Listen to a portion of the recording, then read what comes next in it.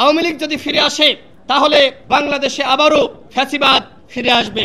২৪ আমাদের হাতে সুযোগ দিয়েছে এই বাংলাদেশকে একটি উন্নত সমৃদ্ধ রাষ্ট্র হিসেবে গঠন করার। এই বাংলাদেশকে একটি সমৃদ্ধ উন্নত রাষ্ট্র হিসেবে গঠন করার জন্য জাতীয় সরকারের কোনো বিকল্প নাই। জুলাই গণঅভ্যুত্থানে আমরা এক ছিলাম, একতাবদ্ধ ছিলাম, যে কারণে শেখ হাসিনার আমরা পতন ঘটাতে সক্ষম হয়েছি। ইতিহাস বলে আমরা প্রত্যেকটা আন্দোলন সংগ্রামে ফ্যাসিবাদী মসনদকে ভাঙার কাজটা সঠিকভাবে করতে পেরেছি, কিন্তু ভাঙ্গার পরে যে গড়ার মিশন, সেই মিশনে আমরা সাকসেস হয়নি।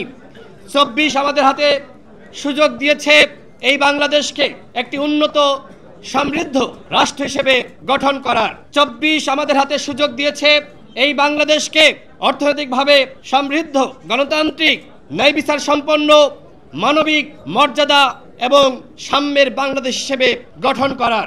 আর যদি আমরা সেই ধরনের ন্যায় বিচারের উন্নত সমৃদ্ধ একটি কল্যাণ রাষ্ট্র হিসেবে বাংলাদেশকে গড়ে তুলতে চাই, সেক্ষেত্রে এই জাতীয় নেতৃবৃন্দ এবং প্রত্যেকটা রাজনৈতিক দল, গণঅভ্যুত্থানের স্টেক হোল্ডার, তাদের একতা থাকার কোনো বিকল্প নাই।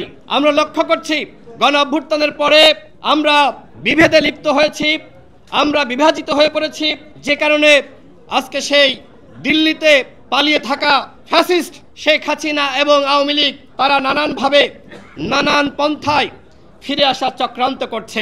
আওয়ামী লীগ যদি ফিরে আসে তাহলে বাংলাদেশে আবারও ফ্যাসিবাদ ফিরে আসবে। সবার প্রতি গণ অধিকার পরিষদের পক্ষ থেকে উদাত্ত আহ্বান যে আসুন আমরা এক থাকি।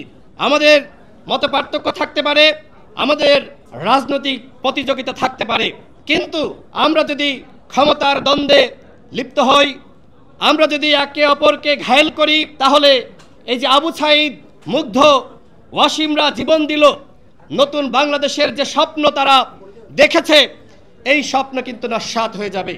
সুতরাং এক থাকার কোনো বিকল্প নাই। 10 বছরের যাত্রা তো কেবলই শুরু। একসাথে গ্রো করার এই জার্নি চলুক আগামীতেও। পাঠাও 10 years of growing with you। এই বাংলাদেশকে একটি সমৃদ্ধ উন্নত রাষ্ট্র হিসেবে গঠন করার জন্য জাতীয় সরকারের কোনো বিকল্প নাই। আগামী ফেব্রুয়ারি মাসে নির্বাচন হবে। সেই নির্বাচনের পরে আমরা রাজনৈতিক দলগুলো কিভাবে আমরা জাতীয় সরকারের আদলে সবাই রাষ্ট্র গঠনে ভূমিকা রাখতে পারি, সেজন্য আমাদের দল গণ অধিকার পরিষদের পক্ষ থেকে আমরা বিএনপি, জামাত সহ এখানে যে সকল রাজনৈতিক দলের নেতৃবৃন্দ উপস্থিত আছেন, সবাইকে বিষয়টি ভাবার আহ্বান জানাচ্ছি।